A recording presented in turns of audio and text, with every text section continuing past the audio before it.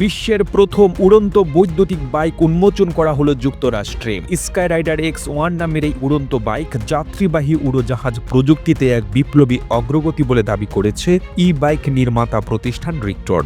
লাস ভেগাসে অনুষ্ঠিত 2025 সালে প্রযুক্তি পণ্যের মেলা কনজিউমার ইলেকট্রনিক শোতে প্রথমবারের মতো ফ্লাইং ইলেকট্রিক মোটরসাইকেল বা উড়ন্ত বৈদ্যুতিক বাইক উন্মোচন করেছে বাইক নির্মাতা প্রতিষ্ঠান রিক্টর। স্কাইরাইডার X1 নামের এই উড়ন্ত বাইক যাত্রীবাহী উড়োজাহাজ প্রযুক্তিতে এক বিপ্লবী অগ্রগতি বলে দাবি করেছে প্রতিষ্ঠানটি। রিক্টর জানিয়েছে, উভচর এই যানটি মাটি ও আকাশ উভয় ক্ষেত্রে চলাচল করতে সক্ষম। এটি ব্যবহারকারীদের চলাচলে সর্বোচ্চ স্বাধীনতা দেবে। স্কাইরাইডার X1 এ উন্নত প্রযুক্তি ও স্থায়িত্ব নিশ্চিত করতে 4 অক্ষ বিশিষ্ট এবং 8 প্রোপেলার বিশিষ্ট সিস্টেম ব্যবহার করা হয়েছে। এর কাঠামো তৈরি করা হয়েছে কার্বন ফাইবার কম্পোজিট এবং এভিয়েশন গ্রেড অ্যালুমিনিয়ামের সমন্বয়ে। প্রতি ঘন্টায় সর্বোচ্চ 100 কিলোমিটার গতিতে এটি একটানা 40 মিনিট পর্যন্ত উঠতে সক্ষম। পাশাপাশি এতে 50 কিলোওয়াটের অনবোর্ড ডিসি চার্জিং স্টেশন রয়েছে।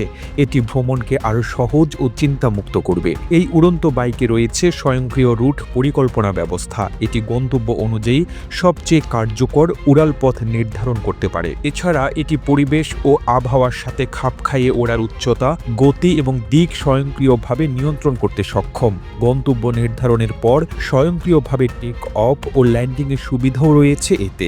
যারা নিজের হাতে নিয়ন্ত্রণ করতে চান তাদের জন্য রয়েছে ম্যানুয়াল অপশন সহ জয়স্টিক। নিরাপত্তার বিষয়টি বিশেষভাবে গুরুত্ব দিয়ে স্কাইরাইডার X1 এ ত্রিমুখী রিডান্ডেন্ট ফ্লাইট কন্ট্রোল সিস্টেম যুক্ত করা হয়েছে। ফলে একটি ইঞ্জিন ব্যর্থ হলেও উড়ন্ত বাইকটি নিরাপদে পরিচালনা করা যাবে। এতে রয়েছে ব্যাটারি সুরক্ষা ব্যবস্থা ও ইমার্জেন্সি প্যারাশুট। এটি যাত্রীদের সর্বোচ্চ নিরাপত্তা নিশ্চিত করবে। প্রতিবেদনটি ভালো লেগে থাকলে আপনার ফেসবুকের টাইমলাইনে এখনই শেয়ার করুন। সেই সঙ্গে বিশ্ব বাংলার ফেসবুক পেজটিকে ফলো করুন ও বিশ্ব বাংলার ইউটিউব চ্যানেলটিকে সাবস্ক্রাইব করুন। আর আপনি বাংলাদেশের কোন জেলা থেকে এই ভিডিওটি দেখছেন আমাদের কমেন্ট করে জানান। আমরা পরবর্তী ভিডিওতে আপনাকে ধন্যবাদ জানাতে ভুলব না। এতক্ষণ বিশ্ব বাংলার সাথে থাকার জন্য অসংখ্য ধন্যবাদ।